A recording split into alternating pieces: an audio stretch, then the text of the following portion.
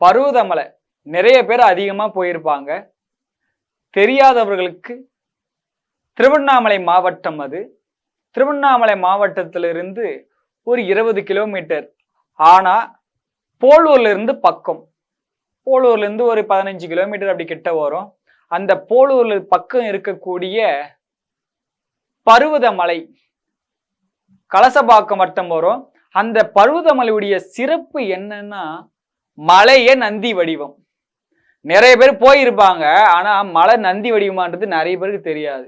பாதி பேருக்கு தான் தெரியும். பாதி பேர் அதை கவனிக்க மாட்டாங்க ஏறும் பொழுது.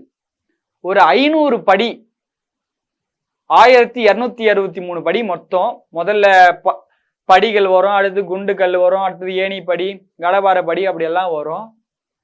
முதல்ல அந்த படியில ஏறும்போது ஒரு 500 படி ஏறிய பிறகு தெளிவா தெரியும்.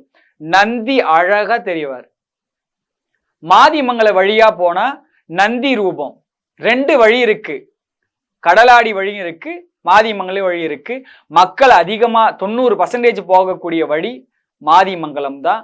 அந்த மாதிமங்கலத்துல இருந்து பார்க்கும் பொழுது மலையே நந்தி வடிவமா இருக்கும். கடலாடியில இருந்தா சிவலிங்க வடிவமாக தெரியும். மலை மேல திருவண்ணாமலை மேல இருந்து இந்த மலையை பருவதமலையை பார்த்தா சிவபெருமானுடைய திருவடி அழகா தெரியும். அந்த மலையே திருவடிதான். முதல் பாதத்தை எடுத்து வைத்ததாக தலபுராணம் சொல்லுது. சிவபெருமானுடைய முதல் திருவடி அந்த மலையின் மீது வைத்ததாக. ஆனா மலை மேல இருந்து பார்க்கும் பொழுது அழகா திருவடி அழகா தெரியும்.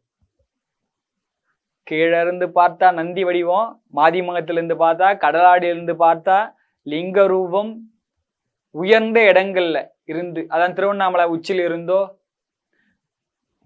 அல்லது கேமரா வச்சு நம்ம பார்த்தோமா கூட திருவடி அழகா தெரியும். அந்த மலையினுடைய சிறப்பே திருவண்ணாமலையில எப்பயுமே கிரிவலம் சுத்துவோம். ஆனா அங்க மார்கழி 1 தான் மிகவும் சிறப்பு. மார்கழி 1 பல்லாயிரக்கணக்கான கூட்டங்கள் சுத்தும். மிகவும் சுற்றளவு அதிகமானது. ஒரு 28 கிலோமீட்டர் கிட்ட இருக்கும். அந்த 28 கிலோமீட்டர் கிட்ட கிரிவலம் சுத்தணும். இப்ப பாதைகள் எல்லாம் சீரமைத்திருக்காங்க. அதனால அந்த பருவதமலை கிரிவலம் மிகவும் சிறப்பு. அந்த பருவதமலையுடைய கிரிவலம் என்னன்னா, அந்த மார்கழி 1 சுத்தினாலே வருஷம் ஃபுல்லா கிரிவலம் சுத்தின பலன் கொடுக்கிறார். அந்த மலையின் ரூபத்தை கண்ணால நீ ஒரு முறை கண்டாலே எல்லா ஆலயங்களையும் தரிசித்த புண்ணியம் கிடைக்கும், பலன் கிடைக்கும்.